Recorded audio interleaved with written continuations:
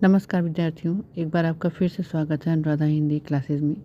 तो आइए आज हम देखते हैं एनटीए नेट में इकाई 10 में लगी आत्मकथा मन्नू भंडारी जी की एक कहानी यह भी। तो पहले आत्मकथा को पढ़ने से पहले हम थोड़ा सा मन्नू भंडारी के जन्म के बारे में, जीवन परिचय के बारे में पढ़ लेते हैं। तो ये आपकी स्क्रीन पे है। मन्नू भंडारी का जन्म सन 1931 में गाँव भानपुरा, जिला मंदसौर, जो कि मध्य प्रदेश में पड़ता हुआ था। उनकी इंटर तक की शिक्षा दीक्षा राजस्थान के अजमेर शहर में हुई थी, जो कि मध्य प्रदेश लगा हुआ राज्य है।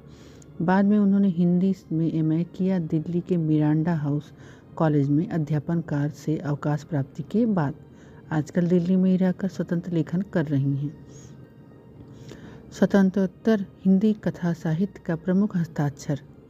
मन्नू भंडारी की प्रमुख रचनाएं एक प्लेट सैलाब, मैं हार गई, यही सच है, त्रिशंकु कहानी संग्रह, आपका बंटी, महाभोज, ये दोनों रचनाएं भी आपके एनटीए नेट में लगी हैं। आपका बंटी भी लगा हुआ और महाभोज भी लगा हुआ उपन्यास। तो इसके अलावा उन्होंने फिल्म एवं टेलीविज़न धारावाहिक के लिए पटकथाएँ भी लिखी हैं। हाल ही में एक कहानियाँ भी नाम से आत्मकथा का प्रकाशन। उनकी साहित्यिक उपलब्धियों के लिए हिंदी अकादमी के शिखर सम्मान सहित उन्होंने अनेक पुरस्कार प्राप्त हो चुके हैं, जिनमें भारतीय भाषा परिषद कोलकाता, राजस्थान संगीत अकादमी, उत्तर प्रदेश हिंदी संस्थान के पुरस्कार शामिल हैं। तो आइए अब हम देखते हैं एक कहानियाँ भी की आत्मकथा की, जो उन्होंने स्वयं लिखी है। अपनी आत्मकथा स्वयं ही लिखी आती है। तो एक कहानी यह भी संदर्भ में सबसे पहले तो हम यह जान लें कि मन्नू भंडारी ने पारिभाषिक अर्थ में कोई सिलसिलेवार आत्मकथा नहीं लिखी, कि क्रमबद्ध नहीं लिखा है कुछ भी। उन्होंने उन व्यक्तियों घटनाओं के बारे में लिखा है इसमें कि जो उनके लेखन जीवन में जुड़े हुए थे।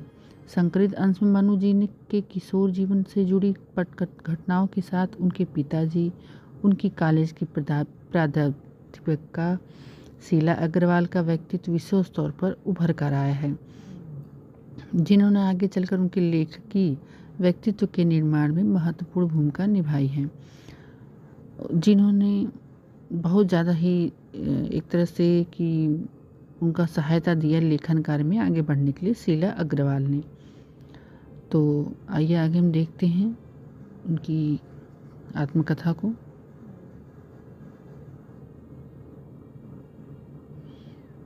एक कहानी यह भी। जन्मी तो मध्य प्रदेश के भानपुरा गांव में ही थी, लेकिन मेरी यादों का सिलसिला शुरू होता है अजमेर के ब्रह्मपुरी मोहल्ले के उस 2 मंजिला मकान से, जिसकी ऊपरी मंजिल में पिताजी का साम्राज्य था, जहां वे निहायत अव्यवस्थित ढंग से फैली बिखरी पुस्तकों, पत्रिकाओं और अखबारों के बीच या तो कुछ पढ़ते रहते या फिर डिक्टेंशन देते रहते। नीचे हम सब भाई बहनों के साथ रहती थी हमारी बेपढ़ी लिखी व्यक्तित्व विहीन माँ। उन्होंने अपनी माँ को कितना एक तरह से कहा है कि बेपढ़ी लिखी व्यक्तित्व विहीन माँ, सवेरे शाम तक हम सबकी इच्छाओं और पिताजी की आज्ञाओं का पालन करने के लिए सदैव तत्पर। अजमेर से पहले पिताजी इंदौर में थे, जहाँ उनकी बड़ी प्रतिष्ठा थी, सम्मान था, नाम था। कांग्रेस के साथ साथ वे समाज सुधार के कामों से भी जुड़े रहते थे। शिक्षा के वे केवल उपदेश नहीं देते थे, बल्कि उन दिनों 8-8, 10-10 विद्यार्थियों को अपने घर रखकर पढ़ाई करते थे, जिनमें से तो कई तो बाद में ऊंचे ओहदों पर पहुंच गए। ये तो उनकी खुशहाली के दिन थे। उन दिनों उनकी दया दिली के चर्चे भी कम नहीं थे। एक और वे बेहद कोमल और संवेदनशील व्यक्तित्व थे, तो दूसरी ओर बेहद क्रोधी और अहमवादी। तो पर यह सब तो मैंने केवल सुना था, देखा तो तब इन गुणों के भग्नावशेषों को ढोते पिता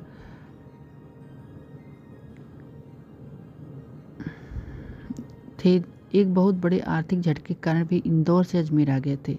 उन्हें आर्थिक रूप से कोई नुकसान हुआ था, तो उन्हें अपना शहर इंदौर छोड़ के अजमेर आना पड़ा, जो कि राजस्थान में एक ज़िला है, जहां उन्होंने अपने अकेले के बलबूते और हौसले से अंग्रेजी हिंदी शब्दकोश विषयवार के अधूरे काम को आगे बढ़ाना शुरू किया, जो अपनी तरह का पहला और अकेला शब्दकोश था। इससे उन्हें यश और प्रतिष्ठा तो बहुत दी, पर अर्थ नहीं, और शायद अर्थ पैसा नहीं मिला, उन्हें धन की प्राप्ति नहीं हुई। और शायद गिरती आर्थिक स्थिति ने उनके व्यक्तित्व के सारे सकारात्मक पहलुओं को निचोड़ना शुरू कर दिया। तो यहाँ मन्नू जी अपने पिताजी के बारे में ही सारी बातें बताती हुई दिख रही हैं कि सिकुड़ती हुई आर्थिक स्थिति के कारण अधिक विस्फारित उनका अहम उन्हें इस बात की अनुमति नहीं देता था कि कम से कम अपने बच्चों को तो अपनी आर्थिक व्यवस्थाओं का भागीदार बनाएं। नवाबी आदतें, अधूरी महत्वाकांक्षाएं, हमेशा शीर्ष पर रहने के बाद हाशिए पर सरकते चले जाने की यातना क्रोध बनकर हमेशा माँ को कपकपाती थरथराती रहती थी।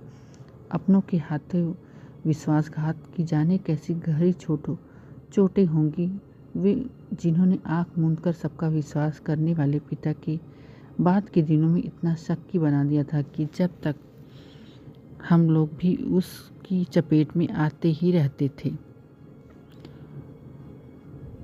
पर यह पितृ गाथा मैं इसलिए नहीं गा रही थी कि मुझे उनका गौरव गान करना है, बल्कि मैं तो यह देखना चाहती थी कि उनके व्यक्तित्व की कौन सी खूबी है, खामियाँ मेरे व्यक्तित्व के ताने बाने में गुथी हुई हैं, या कि अनजाने अनचाहे कि ये उनके व्यवहार ने मेरे भीतर किन ग्रंथियों को जन्म दे दिया। मैं काली हूँ, बचपन में दुबली पतली और मरियल भी थी।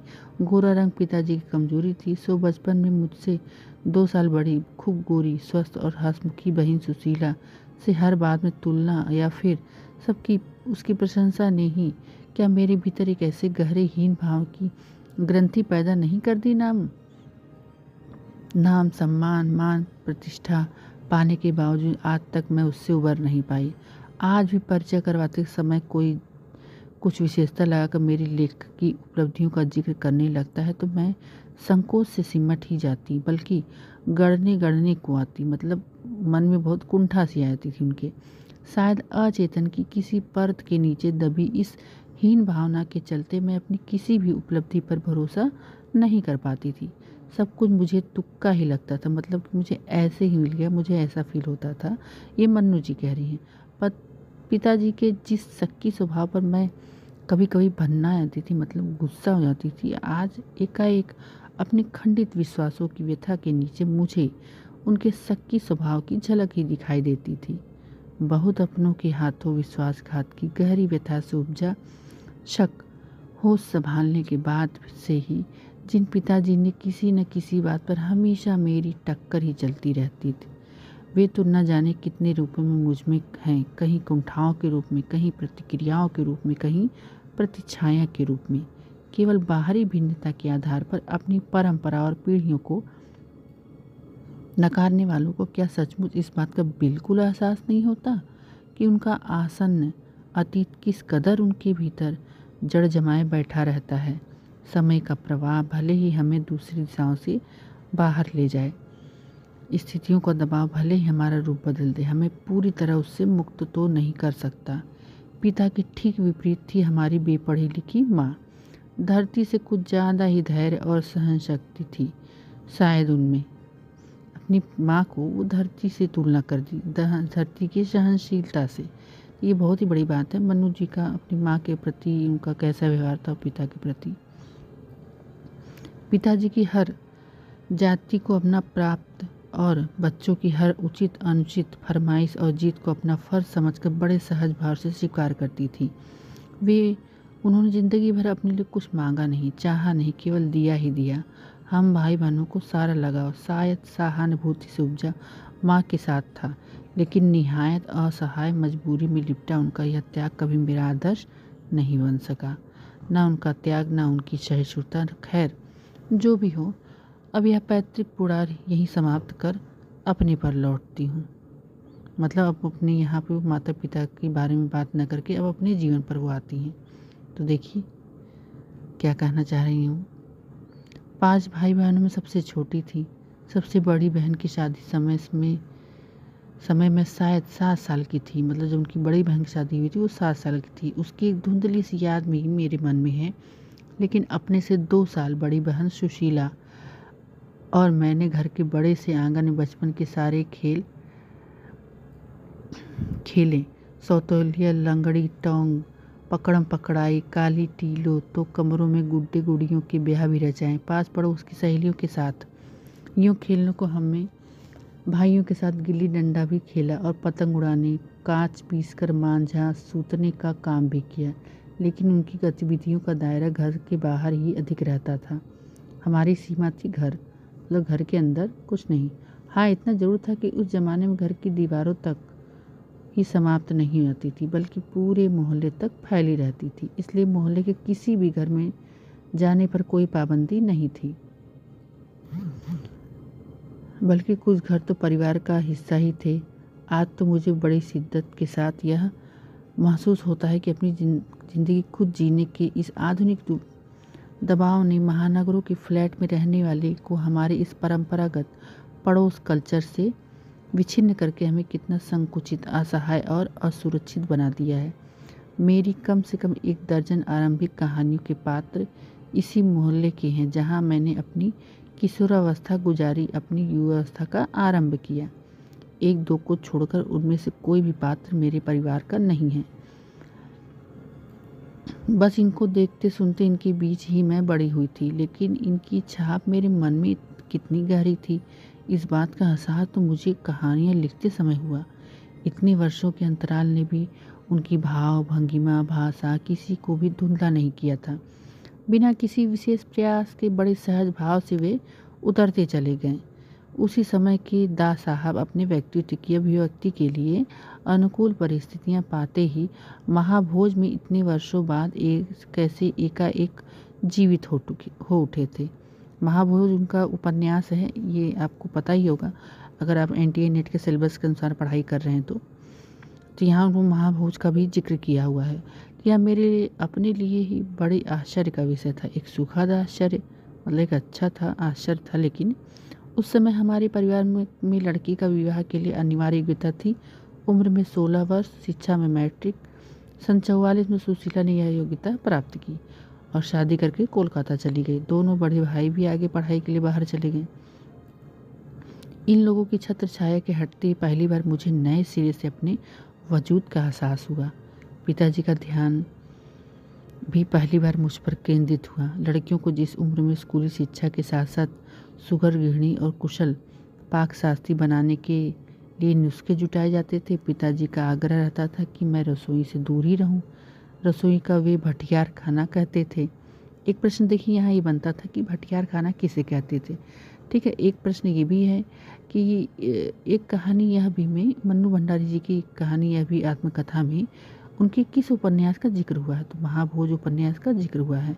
ठीक है, तो इसको आप जरूर नोट डाउन कर लीजिएगा। तो उनके पिताजी रसोई घर को क्या कहते थे, भटियार खाना। ठीक है, तो उनके हिसाब से वहाँ रहना अपनी क्षमता और प्रतिभा को भट्टी में झोंकना था। ये देखिए एक बार ये प्रश्न मुझे याद है, एक बार एनटीए नेट में आया हुआ है कि रसोई घर को भटियार खाना कहते थे। उनके हिसाब से वहाँ रहना अपनी क्षमता और प्रतिभा को भट्टी में झोंकना था। घर में आए दिन विभिन्न राजनीतिक पार्टियों के जमावड़े होते थे, जमकर बहसें होती थी।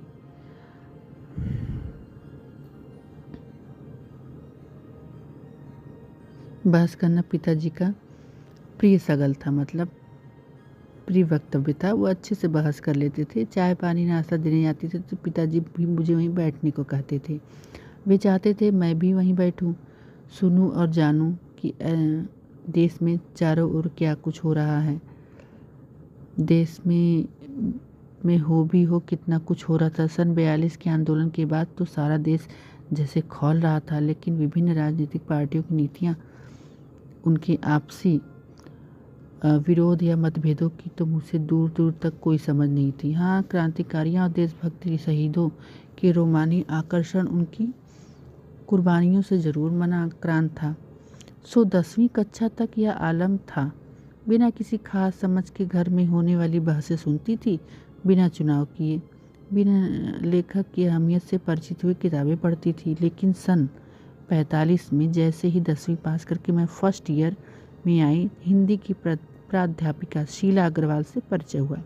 ये देखिए इनका बहुत बड़ा रोल है, इनको लेखिका बनने के लिए, शीला अग्रवाल जी का। तो ठीक है, अब हमको देखना है कि आगे क्या हुआ है। शीला अग्रवाल से परिचय हुआ सावित्री गर्ल्स हाई स्कूल, जहाँ मैंने ककहरा सीखा। ककहरा, आप ककहरा जानते होंगे ना, कक्का किक्की। तो ककहरा सीखा। 1 साल पहले ही कॉलेज बना था, वे इसी साल नियुक्त हुई थी। उन्होंने बाकायदा साहित्य की दुनिया में प्रवेश करवाया। मात्र पढ़ने को चुनाव करके पढ़ने में बदला। खुद चुन चुन किताबें दी। पढ़ी हुई किताबों पर बहसें की तो 2 साल बीतते न बीतते साहित्य की दुनिया में शरत प्रेमचंद से बढ़कर जैनेन्द्र, अज्ञेय, यशपाल, भगवती चरण वर्मा तक फैल गई। तो देखिए ये भी प्रश्न बन सकता है कि इसमें कौन कौन से कवियों का उल्लेख हुआ है। तो देखिए प्रेमचंद जी हैं, अज्ञेय हैं, जैनेन्द्र हैं, यशपाल हैं, भगवती चरण वर्मा हैं। तो और आगे देखिए, और फिर तो फैलती चली गई। उस समय जैनेन्द्र जी की छोटे छोटे सरल सहज वाक्यों वाली शैली ने बहुत आकृष्ट किया। सुनीता उपन्यास बहुत अच्छा लगा। एक ये सुनीता उपन्यास है, भाभीवाद उपन्यास, इसको बहुत ही अच्छा है। एक तरह से देखा जाए प्रकृतिवाद उपन्यास है, काम भावना पर आधारित ये उपन्यास है।